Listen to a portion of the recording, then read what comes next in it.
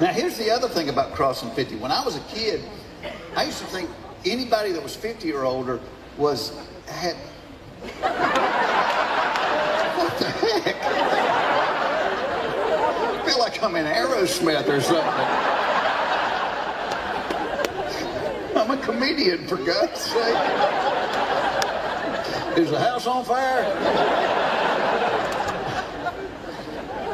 But I thought anybody that had crossed 50, they were like a fountain of knowledge that you could go and drink from. And then I got to be 50 and I went, well, that's not the case. Because like, oh no, are you smarter than a fifth grader? Like when I started doing that, people thought I was smart. And I'm like, y'all, if they didn't give me the blue cards, that's the shortest show in the history of television. First question, do you know the answer? No, neither do I. Good night, everybody. We had a lady on, it was like a third grade grammar question. It was something about an antonym. And she said, oh, I remember there were homonyms and synonyms and antonyms. She said, I can't remember the difference in them. Can you use it in a sentence? My antonym came over for Christmas dinner.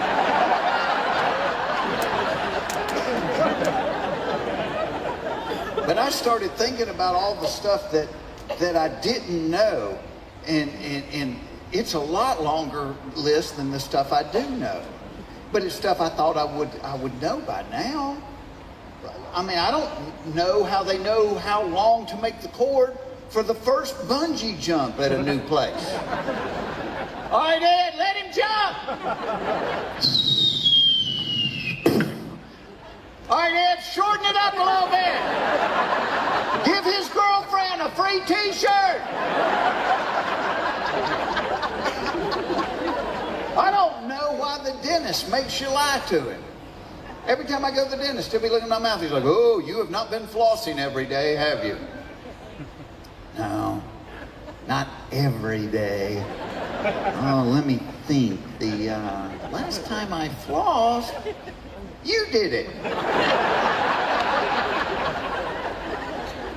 I don't know who closes the door when the bus driver gets off. Don't think about that one too long. You get a headache, I promise. I don't know how women can lie down on the couch and take a nap without sticking their hand in the front of their pants. How do y'all do that? See, men have a sleep button located right there. Take our hand, put it on that button, and...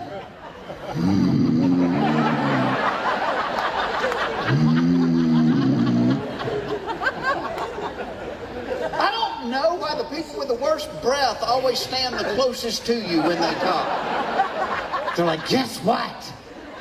Oh, I don't know, you got a dirty diaper in your mouth? Can I tell you something? All right, but do it quick. I can only hold my breath for 30 seconds. And you always try to offer them like a piece of gum or a mint. They never take it. They're like, oh, no thanks. I don't like the way those taste. Yeah, I can see where you wouldn't prefer peppermint to that cat turd you're chewing on right now. Wow. I don't know why the bank leaves the vault door wide open, but change the 25-cent ink pen to the counter. And why does the drive-up banking window have directions written in Braille? And they do. Check it out the next time you're there. I don't know why I can't call the computer helpline and talk to somebody on this side of the planet.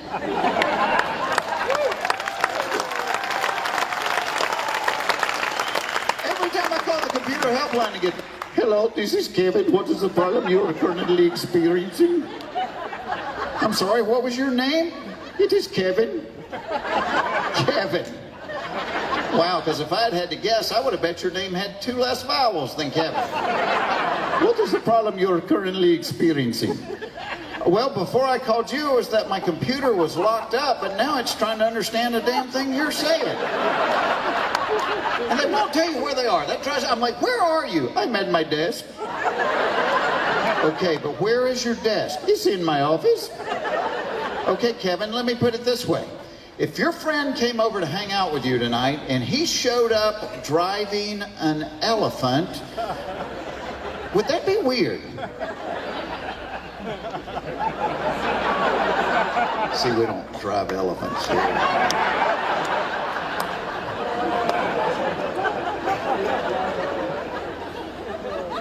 I don't know why a new razor costs $6, but a pack of 8 replacement blades cost $2,000. Why are razor blades so expensive?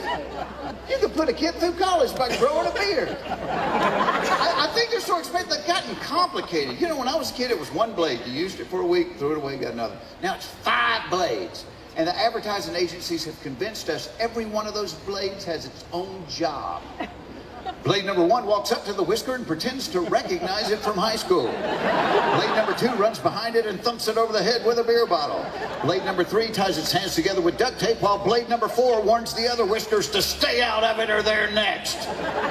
You know what I think's going on? I think it's just like those road crews. I think there is one blade doing all the work and there's 4 just standing around watching.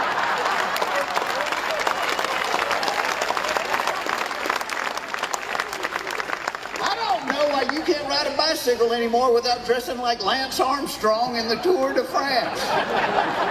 Anybody remember when you could ride a bicycle wearing blue jeans and a t-shirt? You can't do it now. Got to have the uni.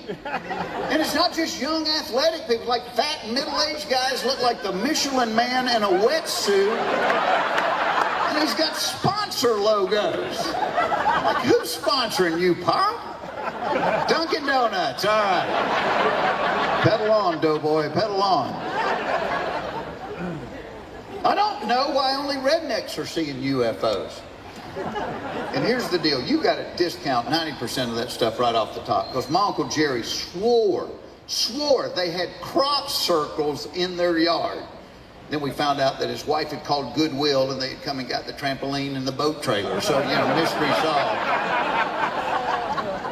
But let's say there really were aliens and they really are coming to Earth and they didn't want people to know that they were coming to Earth. It makes sense they would only reveal themselves to rednecks. A, we usually live out in the country, so there's not going to be a lot of witnesses. B, we have no credibility with the media. See, people might believe a scientist from UCLA if he saw one and said, well, they appeared to be bipods from a hydrogen and nitrogen-based environment whose primary respiratory organ was located within their moist, translucent epidermis.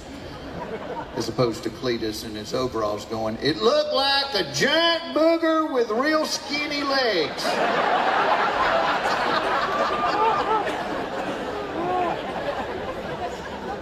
I don't know why after 27 years of marriage, my wife continues to ask me, what do you want for your birthday? What do I always want for my birthday? Same thing every man on the planet wants for his birthday. The same thing every woman on the planet doesn't want for her birthday. Never once has my wife said, you know what, forget the flowers, forget the presents, why don't you just lock the door and take me to Squeal Town?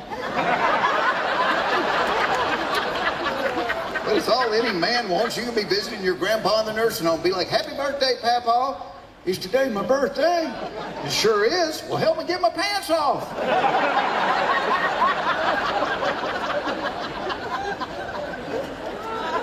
I don't know why a dog can eat its own vomit, gobble up cat poop, and lick its rear end for hours and be totally fine, but if he eats half a candy bar, he dies.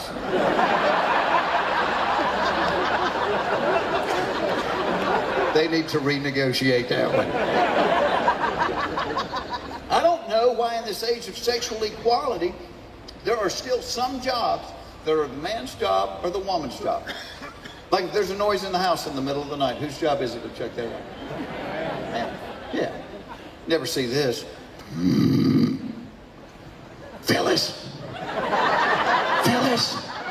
Run downstairs, see what that noise was. Hey, bring me back a piece of chicken, okay?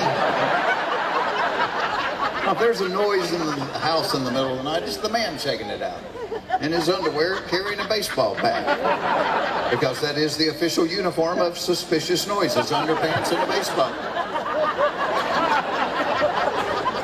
I don't know what we're hoping to find. Some guy in the living room in his underwear with a ball.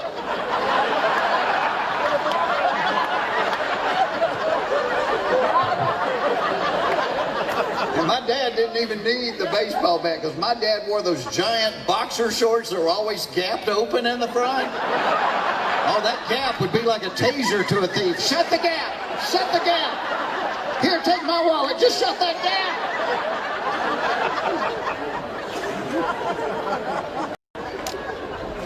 And you know what's funny is it's like in our country, you could be part of a group that you don't even know you're a part of until you see something about it on TV or read something about it somewhere. And one morning I'm reading an article in the paper and it's talking about the Oreo generation. And what it was talking about was people like my wife and I that waited until our mid-30s to have kids. It said you end up kind of being an Oreo because you're raising your children at the same time your parents in their advancing age are kind of reverting back to childhood. And so you got them on both ends. And I thought about it and I looked at my wife and said, you know what this means? This means we got two that are out of diapers and two that are going into them. And as bad as it was with the little ones, I don't think it's going to be any more fun with the big ones. I don't want to be sitting there watching football with my father-in-law going, Ed, don't you lie to me, Ed.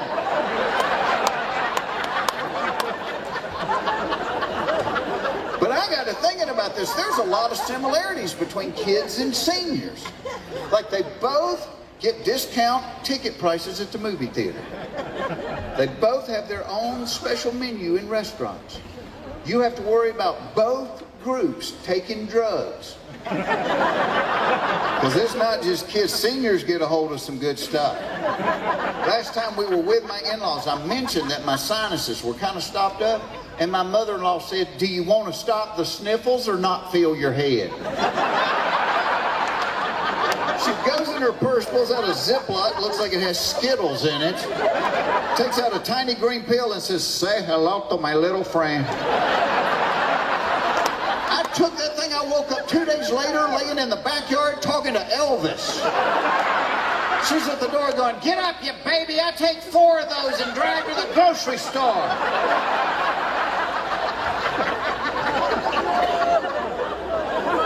The kids don't listen to you, the seniors can't hear you. My mother-in-law has a hearing aid that she hardly ever wears because she thinks it doesn't look good. Which, as we all know, is the reason they give you a hearing aid.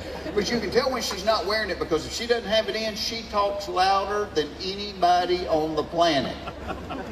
One night, they come to visit around Christmas time. We go to the movies one night. Stand in line at the movie theater. She tapped me on the shoulder and said, don't look now, but the man behind us is cross-eyed as a bat.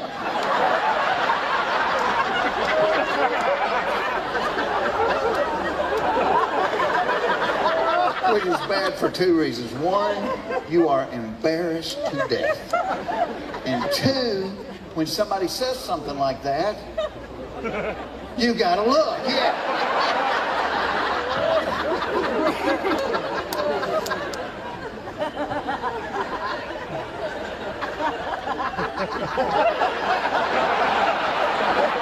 Turn around, this guy is glaring at me. Well, he may not have been glaring at me, but he was glaring at somebody.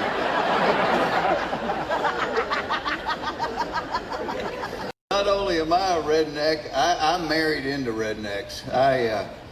I'm married into world-class rednecks. My wife and her entire family are from the great state of Louisiana. So, don't guess we have anybody from Louisiana here, right? Really? Seriously? Are you kidding? What do you think about this electricity? This is something. Different colors and everything. I really didn't expect somebody from Louisiana. What part of Louisiana? Alexandria. Yeah, my wife is from New Orleans, and I kid Louisiana, but you'll back me up. Greatest food on the planet Earth, as long as you don't ask too many questions. Because as long as there's a ditch on the side of the road, nobody is going hungry in Louisiana. And you'll back me up on this because my wife's from New Orleans, as I said, but she's got all these cousins from Thibodeau and Bunkie, all those Cajun places. You've seen swamp people? That's my wife's relatives. 27 of them came to our house last Thanksgiving. I didn't understand a word they said all weekend. The kids were like, hey, Mr. Jeff, Mr. Jerry, you think I'll be all right to go out there the outside of the house, this here, go in the back drawer, get a rope? You think I'll be all right with do that, huh? Okay. An hour later, my wife's like, did you tell them they could jump off the garage roof? I might have. I have no idea what they're saying. But boy, they brought some great food with you. I'd be sitting there at the table going, man, this is delicious. What is it? They were like, you don't want to know. You put your little more hot sauce on and keep chewing there, city boy. I'm like, come on, give me a clue. Does it swim? Does it fly? Maybe it do and maybe it don't. You just keep eating. I saw him hit boiling pots with a wooden spoon going, get back in there right now.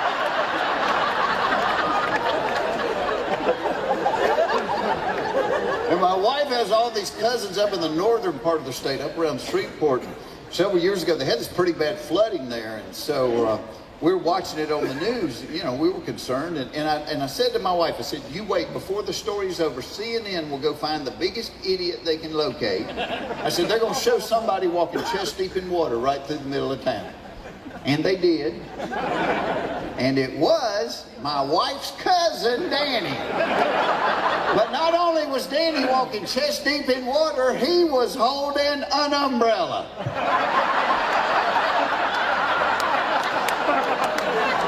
I'm looking at my wife going, that has got to make you proud right there. That's your bloodline on national television. I gave her so much grief about that. Until it occurred to me this woman and I had had children together. And Lord, knowing what I know about my family and knowing what I know about hers, it made me worry about our offspring. Because you mix stagnant pond water with raw sewage, you ain't getting Evian.